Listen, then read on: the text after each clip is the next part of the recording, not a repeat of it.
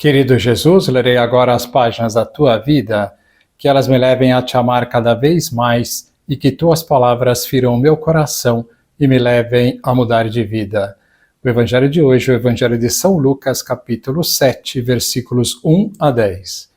Naquele tempo, quando acabou de falar ao povo que o escutava, Jesus entrou em Cafarnaum.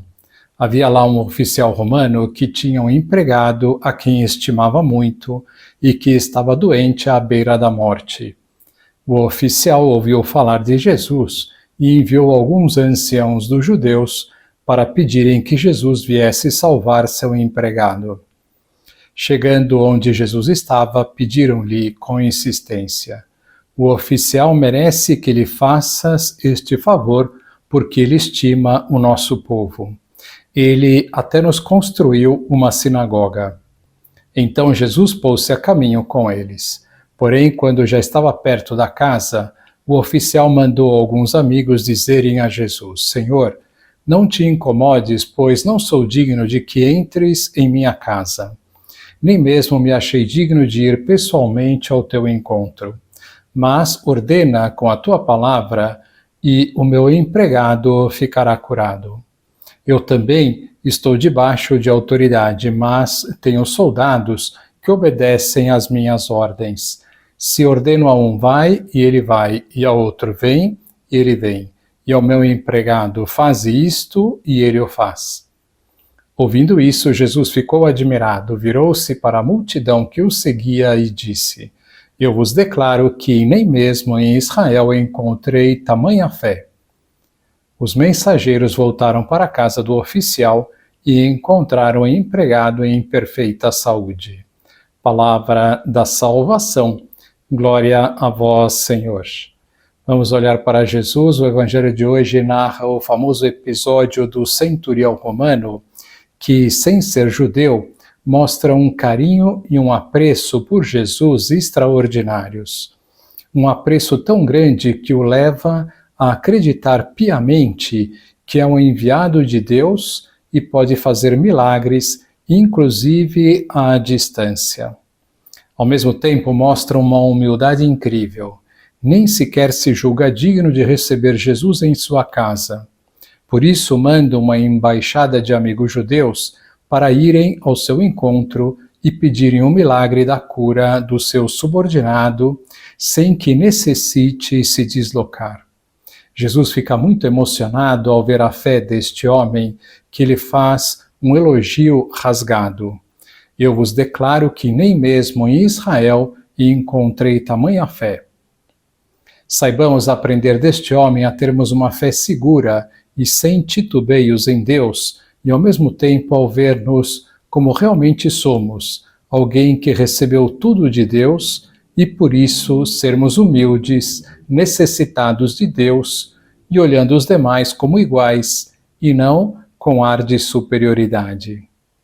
Dando continuidade à nossa série sobre o amor a Jesus Cristo, dissemos na última vez que para amá-lo é muito importante a fé de que ele está nos sacrários de todas as igrejas. Com esta fé, irei visitá-lo muitas vezes e terei um amor verdadeiro, pessoal, de tu a tu por ele.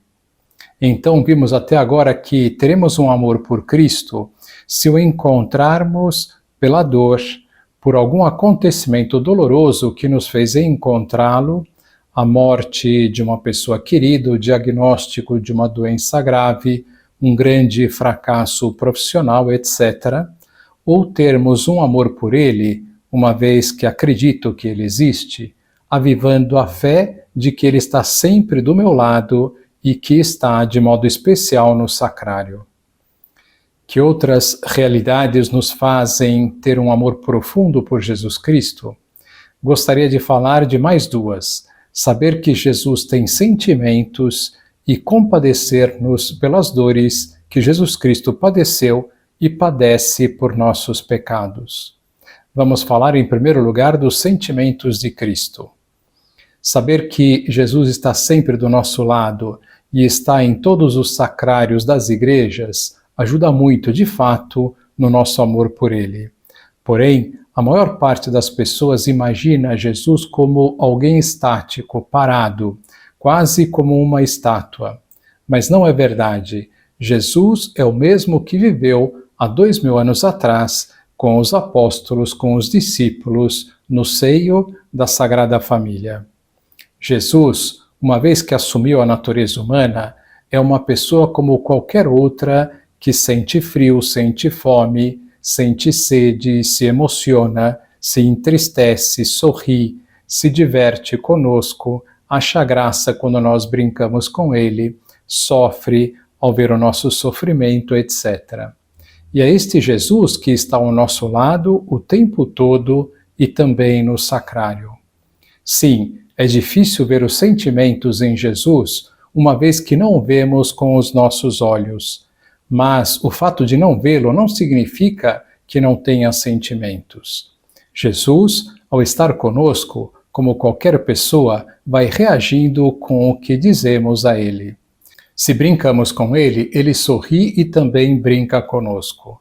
Se pedimos a sua opinião sobre algo mais sério, ele nos dará a sua opinião de uma maneira mais séria. Se vamos conversando normalmente com ele como um amigo, ele entrará em sintonia conosco, reagindo de acordo com o que vamos falando. Isto tudo não é uma imaginação, é a realidade. A única diferença é que não vemos nosso Senhor com os nossos olhos, e ele faz isso de propósito, como já dissemos, para ter o mérito da nossa fé. Se eu entro numa igreja e vou até o sacrário e o cumprimento desta forma, por exemplo, "E aí, Senhor, como o Senhor está? Tudo bem?" Nosso Senhor nos responderá, por exemplo, "Que alegria imensa te ver, meu filho. Estava com saudades. Eu estou muito bem. E você, como está?" Como é importante saber que Jesus é uma pessoa normal, com a diferença que é o próprio Deus. Se não vejo os sentimentos em Jesus, como o amarei? Como ele se tornará meu amigo? Nenhum ser humano é capaz de se apaixonar, ter amizade por uma estátua. Quantas pessoas tentam ter uma relação com Deus sem levar em conta o que dissemos? Não levam em conta, pois nunca ninguém lhes disse isso de uma maneira tão clara, tão assertiva. Não há dúvida que, sem ter presente os sentimentos de Cristo, é possível ter uma certa relação com Ele, mas será muito estranha e bem distante da realidade de um amor e uma amizade verdadeiros. Que lição nós podemos tirar hoje? Procuremos, a partir de agora, conversar com Jesus, visualizando os seus sentimentos e entrando em sintonia com eles. Agora vos dou a bênção para este dia. A bênção de Deus Todo-Poderoso, Pai, Filho e Espírito Santo, esteja sempre convosco e permaneça para sempre. Amém.